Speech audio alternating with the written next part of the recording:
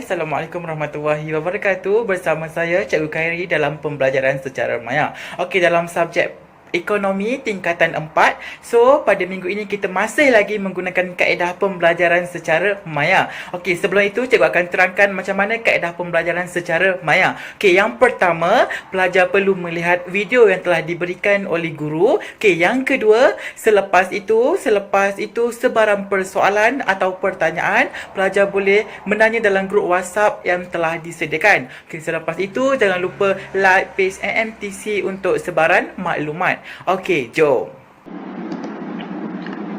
Okey kelas, kita teruskan pada minggu yang ketiga, kelas ekonomi tingkatan 4. Okey, pada minggu ini cikgu akan masuk bab yang sama lagi iaitu bab 3 iaitu wang, bank dan juga pendapatan individu. Tetapi pada minggu ini cikgu akan terangkan pada subtopik tajuk yang terakhir iaitu di bawah tajuk.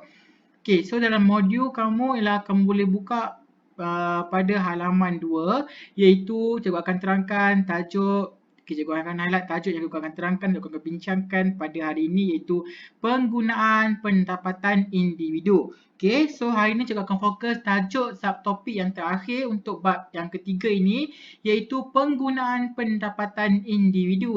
Apa yang dimaksudkan dengan penggunaan pendapatan individu? Di bawah tajuk ini kamu akan tahu iaitu maksud. Okay, yang pertama ialah maksud pendapatan boleh guna. Apa yang dimaksudkan dengan pendapatan boleh guna ini? Okey, so pendapatan boleh guna merupakan pendapatan sebenar individu yang boleh dibelanjakan setelah ditolak semua potongan wajib. Itu maksud dia. Maksud pendapatan boleh guna dengan bahasa mudah ialah pendapatan perbelanjaan kita yang boleh kita gunakan selepas kita tolak semua yang kita kena tolak lah. Sepatutnya sewa rumah, bayar kereta, bayar apa yang patut lah. Maknanya balance tu, baki tu ialah perbelanjaan boleh guna kita. Itu merupakan pendapatan boleh guna. Okey, boleh pelajar. Tu bahasa yang mudah lah. Okey. Okay, so maknanya formula ialah untuk dapatkan pendapatan boleh guna ialah pendapatan individu gaji kamu tu kamu kena tolak dengan potongan wajib lah. Potongan wajib yang kamu kena tolak setiap bulan. Komitmen kamu apa bulan tu? Setiap bulan apa yang kamu bayar? Betul tak? Okey, boleh. Jenis potongan wajib, okay, kat sini dalam nota ni dia dah jenis potongan wajib yang perlu tolak. Okey, terdiri daripada iaitu yang pertama ialah caruman KWSP. Apa yang dimaksudkan dengan caruman kumpulan wang simpanan pekerja ni? Okey, dia merupakan satu institusi keselamatan sosial yang ditubuhkan pada tahun 1991 untuk menguruskan caruman pekerja. Itu merupakan KWSP. Contohnya, ini simpanan kamu lah. Contohnya gaji kamu akan tolak sedikit. Contohnya 11% untuk simpanan kad KWSP kan. Okey, tujuan penubuhannya ialah kenapa kena adakan KWSP ni ialah untuk menyediakan perlindungan kewangan kepada individu yang telah bersara dan warisnya. Maknanya untuk kita jangka masa kita panjang nanti. Contohnya kita tua nanti, kita ada duit perbelanjaan kita di bawah KWSP ni. Okey, boleh? Okey, itu merupakan caruman KWSP. Bagi pekerja yang gajinya kurang daripada 5,000 ke bawah, kadar caruman pekerja ialah sebanyak 11%. Okey, boleh pelajar? Contohnya gaji kamu di 3,000. So, maknanya setiap bulan gaji kamu daripada 3,000 tu, kamu akan tolak 11% masuk dekat KWSP kan? Okey, boleh pelajar? Daripada gajinya, manakala kadar caruman majikan ialah sebanyak 13% daripada gaji pekerja. Okey, boleh. Bagi pekerja yang gajinya lebih daripada 5,000, kadar caruman pekerja ialah 11% daripada gajinya, manakala kadar caruman majikan ialah 12% daripada gaji pekerja. Okey, boleh pelajar? Okey. So dalam KWSP ni ada dua akaun, iaitu akaun yang pertama ialah merangkumi 70% daripada simpanan hanya boleh dikeluarkan oleh pencarum apabila mencapai umur 55 tahun. Maknanya selepas umur kamu 55 tahun ke atas baru kamu boleh buat keluar KWSP ni untuk akaun 1. Okey, manakala untuk akaun 2 merangkumi 30% daripada simpanan boleh dikeluarkan untuk tujuan apa? Okey, ingat untuk KWSP ni tujuan dia ialah pengeluaran pembelian rumah, pengeluaran pendidikan, pengeluaran kesihatan, pengeluaran simpanan melebihi 1 juta, pengeluaran haji dan juga pengeluaran umur 50 tahun. Okey, boleh? Boleh pelajar? Okey, kita pergi yang kedua, potongan yang kedua ialah potongan caruman per keso. Apa yang dimaksudkan dengan caruman per keso? Okey, pertubuhan keselamatan sosial itu dinamakan per keso. Contohnya mana perlindungan insurans untuk kita lah, kita kerja, betul tak? Okey, ditubuhkan pada 1 Januari 1971 untuk memberi perlindungan kepada pekerja swasta terhadap kejadian luar jangkaan semasa bekerja seperti kita berlaku kemalangan, keilatan, kesilapan apa-apa dan juga kematian. Okey, so maknanya ni di bawah insurans perlindungan nyawa kita lah. Okey, di bawah perkeso, pekerja yang gaji bulanannya kurang daripada 4,000 adalah wajib mencarum dalam perkeso. Kadar caruman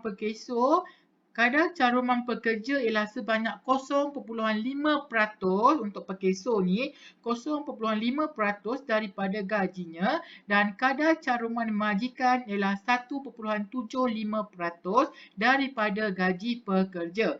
Perkeso memberi perlindungan secara 2 skim keselamatan sosial, iaitu apa dia skim yang dibuatkan? Yang pertama ialah skim bencana pekerjaan. Apa yang dimaksudkan dengan skim bencana pekerjaan? Skim ini memberi perlindungan kepada pekerja yang mengalami kemalangan semasa menjalankan pekerjaan. Manakala skim yang kedua ialah skim keilatan. Skim ini memberi perlindungan kepada pekerja jika berlaku keilatan atau kematian akibat daripada sebarang sebab sebelum umur 60 tahun. Okey, dua skim perkeso yang diperkenalkan. Okey, potongan yang ketiga ialah zakat. Okey, Cikgu highlight potongan yang ketiga ialah zakat. Zakat ni benda wajib juga, kena tolak daripada pendapatan kita juga. Okey, boleh? Okey, potongan zakat. Yang keempat ialah cukai pendapatan individu. Apa yang masuk cukai pendapatan individu? Okey, cukai pendapatan individu merupakan cukai langsung yang dikenakan terhadap individu yang pendapatannya melebihi tahap tertentu. Maknanya gaji kita lebih daripada tahap tertentu, so maknanya kita kena bayar cukai. Okey, boleh? Itu maksudnya cukai pendapatan. Okey, tujuan kerajaan mengutip cukai pendapatan individu kenapa? Disebabkan oleh sebagai hasil kerajaan lah. Maknanya kita dapat hasil daripada kerajaan daripada cukai lah. Okey, boleh? Itu maksudnya cukai. Okey, boleh pelajar. Okey, tengok nota yang ketiga, dia kata kat sini ialah penggunaan pendapatan. Okey, nombor 3 ni dia kata penggunaan pendapatan boleh guna merupakan pendapatan yang digunakan untuk membeli barang tahan lama, barang tidak tahan lama dan juga perbelanjaan perkhidmatan. Bakinya adalah tabungan lah. Maknanya kita dah beli dah barang semua, lepas tu ada balance baki lagi, mana kita simpan lah duit tu. Okey, boleh? Okey, nombor 4. Faktor yang mempengaruhi corak. Apa faktor yang mempengaruhi corak perbelanjaan pengguna? Okey, yang pertama dari segi pendapatan lah. Kalau gaji kita tinggi, mestilah kita corak perbelanjaan kita mewah sikit lah. Kita boleh beli semua apa yang kita nak, betul tak? Okey, kalau gaji kita tinggi lah. Kalau gaji kita rendah, so maknanya corak perbelanjaan kita sederhana lah berdasarkan kemampuan kita. Okey, boleh. Yang kedua ialah barang pengganti. Okey. Okey, yang kedua ialah faktor yang pengaruh ialah barang pengganti kita lah. Kita gantikan barang kita. Okey, barang pengganti. Okey, keperluan dan juga barang pengganti. Okey, boleh pelajar? Okey.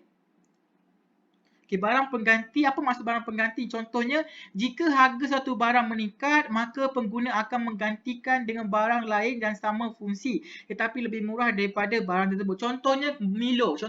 Harga Milo mahal, so kamu nak ganti dengan Koko. So bolehlah sebab harga koko murah sikit kan. So boleh. Itu maksudnya barang pengganti. Okey, yang ketiga ialah harga. Harga. Kalau harga mahal, so kamu cari harga yang lebih murah. Okey, yang keempat ialah cita rasa dan segmen pasaran lah. Cita rasa kita, macam mana cita rasa nak beli barang tu? Okey ke tak? Cita rasa kita lah. Faham tak? Kita ada duit, kita ikut. Mana cita rasa pengguna ni akan mempengaruhi corak perbelanjaan pengguna lah. Okey, boleh. Last sekali ialah periklanan dan pemasaran. Okey, ini penting juga. periklanan dan juga pemasaran. Okey, nombor 5 ialah kaedah pembayaran pembelian barang termasuk kaedah kita nak contoh kita beli barang. Kaedah apa yang kita gunakan? Okey, yang pertama ialah tengok bayaran secara tunai. Tunai ni kita bawa duit lah. Kita bayar secara cash. Kita bawa duit dalam dompet kita pergi kat kedai, kita ambil barang, lepas tu kita bayar kat kaunter melalui cash. Okay, so kelebihan dia apa? Kelebihan ialah harga murah, perbelanjaan berhemah, diberi diskaun, barang menjadi hak milik pengguna, kaedah pembayaran diterima secara meluas. Manakala kekurangan untuk bayaran secara tunai, masalah kekurangan tunai tidak dilindungi daripada kesan inflasi, kurang sesuai untuk barang mahal, dan last sekali ialah kurang perkhidmatan lepas jualan. Okey, boleh pelajar? Itu merupakan kaedah secara tunai. Okey, kita kaedah secara kredit. Bayaran secara kredit pula. Okey, untuk kaedah secara kredit, bayaran secara kredit pula ialah kelebihan yang pertama ialah bantu merancang perbelanjaan. Yang kedua ialah bayaran bulanan yang kecil, mampu guna barang yang mahal, meningkatkan taraf hidup dan juga last sekali ialah menjana pendapatan. Itu kelebihan ialah bayaran secara kredit. Kita tengok pula kekurangan dari segi bayaran secara kredit. Yang pertama ialah dikenakan faedah, menggalakkan sikap boros, barang mungkin ditarik balik dan juga mungkin menangguhkan perbelanjaan lain. Okey, boleh pelajar? Okey, nombor 6, nota yang ke-6 ialah defirta ekonomi dalam pembelian kredit. Yang pertama ialah perlu buat bayaran pendahuluan. Okey, cikgu highlight kat sini tajuk dia. Yang pertama ialah perlu buat bayaran pendahuluan. Okey, yang kedua dikenakan faedah. Yang ketiga ialah dikenakan caj kewangan, jumlah yang perlu dibayar iaitu harga kamu kena tolak dengan wang pendahuluan, lepas tu baru tambah dengan faedah. Okey, boleh? Okey, kita pergi tajuk yang terakhir ialah belanjawan peribadi. Inilah belanjawan peribadi, ialah belanjaan kita lah. Maksud perbelanjawan peribadi ialah, ni kat sini tolong beri perhatian sebab selalu soalan naik kertas 1. Anggaran perbelanjaan berdasarkan anggaran pendapatan boleh guna untuk tempoh masa tertentu. Contohnya berapa kita spend untuk kita. Contohnya 200 sebulan. So maknanya kita kena hadkan 200 tu lah. Okey, boleh pelajar? Okey, langkah penyediaan belanjawan peribadi ialah, langkah yang pertama ialah mengenal pasti punca pendapatan dan potongan wajib. Kena pasti dulu apa dia punya punca pendapatan dan potongan wajib yang perlu kita tolak. Seterusnya ialah mencatat semua perbelanjaan yang hendak dilakukan. Kita listkan apa perbelanjaan yang kita perlu buat. Okey, boleh. Yang ketiga ialah menyusun perbelanjaan mengikut keutamaan. Okey, kita ikut perbelanjaan kita mana yang penting dulu. Okey, last sekali ialah mengimbangkan anggaran pendapatan boleh guna dan perbelanjaan. Okey, boleh.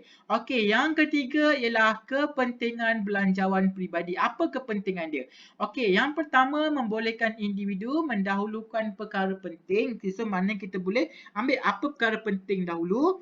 Okey, yang kedua ialah membantu individu menabung.